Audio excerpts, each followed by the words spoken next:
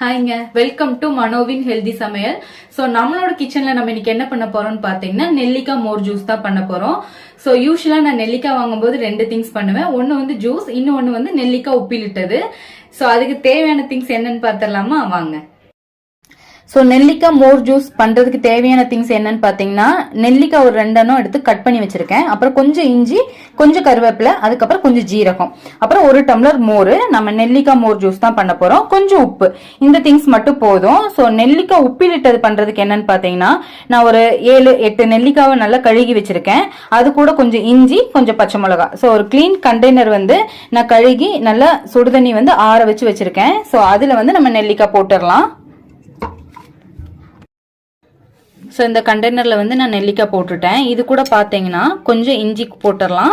அதுக்கப்புறம் நம்ம கட் பண்ணி வச்சிருக்கிற பச்சை மிளகால இதில் சேர்த்துடலாம். ஸோ பச்சை மிளகா சேர்த்தாச்சு. இது கூட கொஞ்சம் உப்பு சேர்த்துருங்க. அவ்வளோதான். இதை வந்து வினிகர் சேர்ப்பாங்க, ஏன்னா ரொம்ப நாள் வச்சு சாப்பிட்றதுனால வினிகர் சேர்ப்பாங்க. யூஸ்வலாக நான் வினிகர் சேர்க்கறது இல்லை, ஏன்னா நான் ஃப்ரெஷ்ஷாக ஒரு 7 இல்லைன்னா 8 நெல்லிக்காய் தான் போடுவேன். அது ஒரு நாளைக்கே நான் வந்து சாதத்து கூட 2 இல்லைன்னா 1 வச்சு சாப்பிட்டுருவேன். ஸோ 7 டேஸ்க்குள்ளே இது கம்ப்ளீட் ஆயிரும். அகைன் வந்து நான் ரீஸ்டாக் பண்ணிக்குவேன். அதனால நீங்கள் வேண்டாம்னா ஸ்கிப் பண்ணிடுங்க, வினிகர் ஊற்ற வேண்டாம். ஸோ அவ்வளோதான், நெல்லிக்காய் உப்பிலிட்டதுக்கு இத்தனை செஞ்சால் போதும். இதை வந்து க்ளோஸ் பண்ணிவிட்டு ஒரு 2 to 3 days அப்படியே வச்சுருங்க. அதுக்கப்புறம் 3 days கழித்து நீங்கள் எடுத்து நீங்கள் சாதத்து கூட சாப்பிட்டுக்கலாம். நல்லா சூப்பராக இருக்கும், டேஸ்ட்டாக இருக்கும். யூஸ்வலாக வேக வச்சு இதை இப்படி பண்ணுவாங்க, ஆனால் வேக வைக்காமல் இப்படி பண்ணும்போது இனி ஹெல்த்தியாகவும் இருக்கும், நல்ல டேஸ்டியாகவும் இருக்கும். ட்ரை பண்ணி பாருங்கள். நம்ம அடுத்து ஜூஸ் பண்ணிடலாமா? ஸோ ஒரு மிக்ஸி ஜாரில் நம்ம வெட்டி வச்சுருக்க நெல்லிக்காய், அதுக்கப்புறம் ஜீரகம், கொஞ்சமாக இஞ்சி, அதுக்கப்புறம் கருவேப்பிலை, கொஞ்சமா உப்பு, அப்புறம் நம்ம மோர். அவ்வளோதான். இதெல்லாம் சேர்த்து அரைச்சி எடுத்துட்டு வந்துடலாம். ஸோ நம்ம நெல்லிக்காய் மோர் ஜூஸ் அடிச்சு எடுத்தாச்சு. இதை ஃபில்டர் பண்ணிடலாம். ஸோ நம்ம நெல்லிக்காய் மோர் ஜூஸ் ஃபில்டர் பண்ணியாச்சு.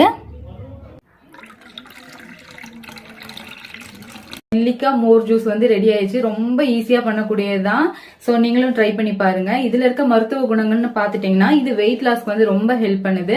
அதே மாதிரி பாத்தீங்கன்னா சுகர் பேஷண்ட்டுக்கு வந்து சுகர் கண்ட்ரோல் ஆகுறதுக்கு வந்து இது ரொம்ப உதவுது.